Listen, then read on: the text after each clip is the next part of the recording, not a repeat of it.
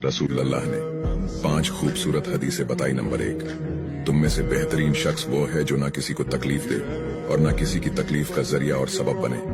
Number 2, जो शख्स दिन में 10 मरतबा सूरतुल इखलास पढ़ेगा यानी कुल हु वल्लाहु अहद, ये पूरी सूरत पढ़ेगा, अल्लाह ताला जन्नत में उसके लिए महल बना देंगे। नंबर 3, जो शख्स हर फर्ज नमाज के बाद 1 मरतबा आयतुल कुर्सी पढ़ने का मामूल बनाएगा तो उसके और जन्नत के दरमियान सिर्फ मौत का फासला होगा, यानी वो शख्स मरते ही सीधा जन्नत में जाएगा।